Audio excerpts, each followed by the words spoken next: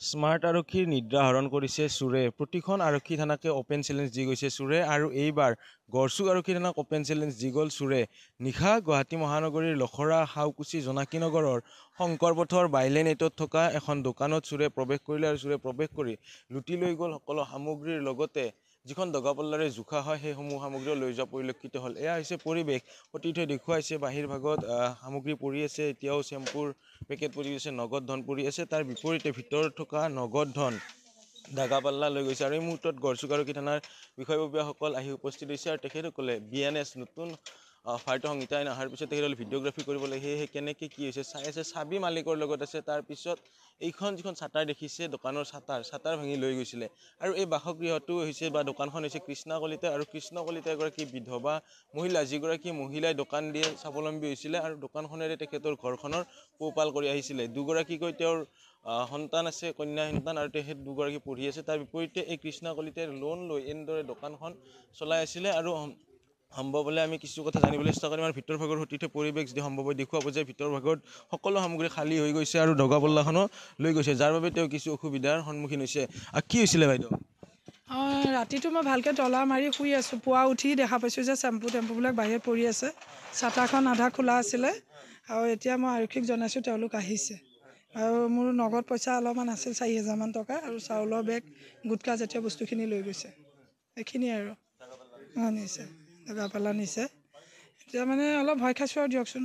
দিনতে ৰাতি যেতিয়া 10টা বজাৰ পিছত আমি 12টালৈকে মানুহ আছেই, আমাৰ কাষৰ মানুহ ওচৰ চুবুৰীয়া আছে, এনেকৈ যে হঠাৎ এনেকুৱা হৈছে এনে অকণমান ভয় খাইছোঁ আৰু বাকী কি ক'ম। বাকীটো যোৱাখিনি গৈছে, আমাৰ ছাৰ লগ আহিছে, যিহেতু গড়চুক থানা ছাৰহঁত আহিছে, তেওঁলোকে কিবা এটা পৰামৰ্শ দিব। হয় হয় হয় আপোনাৰ গুটকা জাতীয় বস্তুখিনি নিছে আৰু মিঠাতেল, চাউলৰ বেগ আৰু আপোনাৰ পাল্লাখন, নগদ পইচা আপোনাৰ 500 টকীয়া দুখন 200 এনেকৈ আছিলে আৰু 10 টকীয়া অলপ আৰু কইনছ অলপ নিছে। সেইখিনি পইচা নিছে।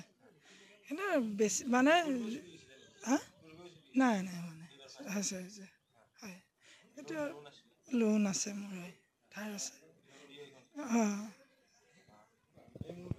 ভিতৰ ভাগৰ দৃশ্য দেখুৱাব যে চাউলৰ বস্তা পৰ্যন্ত উঠাই লৈ গৈছে। যদি চোৱা যায় চেনীকে ধৰি যিসমূহ সামগ্ৰী, বিচনা এখন আছে, সেই বিচনাখন সকলো সামগ্ৰী আছিলে, সেই সামগ্ৰীসমূহ চুৰ কৰি উদ্ধাৰ হোৱাৰ সমান্তৰালভাৱে আনফালে দেখুৱাব যে তাত দগাপল্লা আছিলে, দগাপল্লা লৈ গৈছে, নগদ ধন লৈ গৈছে আৰু কইন যিমান জমা আছিলে সেইসমূহ লৈ গৈছে। এয়াই হৈছে এতিয়া গুৱাহাটী মহানগৰীত চোৰৰ তাণ্ডৱ এক প্ৰকাৰ। যিফালে চোৱা যায় সেইফালে চোৰে তাণ্ডৱ সৃষ্টি কৰিছে। বিশেষকৈ গুৱাহাটী মহানগৰীৰ প্ৰতিখন থানা এৰিয়াতে এক প্ৰকাৰ অপেন চেলেঞ্জ দি গৈছে। এতিয়া আৰক্ষীয়ে কেতিয়া এইসমূহ চোৰক কৰায়ত্ব কৰে সেয়া এই মুহূৰ্তত ডাঙৰ প্ৰশ্ন। আৰু সমান্তৰালভাৱে আমি উল্লেখ কৰিব বিচাৰিছোঁ যে এইগৰাকী বিধৱা মহিলাই লোন লৈ তেখেতসকলে দোকানখন চলাইছিলে, সেইগৰাকী মহিলা, আৰু সেই মহিলাগৰাকীকে এইবাৰ চকু কৰিলে চোৰে আৰু চোৰে চকু কৰি সকলো সামগ্ৰী লুটি লৈ গ'ল। এতিয়া গড়চুক আৰক্ষী থানাই কেতিয়ালৈকে চোৰ কৰায়ত্ব কৰিব পাৰে বা চোৰক কৰায়ত্ব কৰি সামগ্ৰীসমূহ কেতিয়া উদ্ধাৰ কৰি দিব পাৰে সেয়া এই মুহূৰ্তত ডাঙৰ প্ৰশ্ন।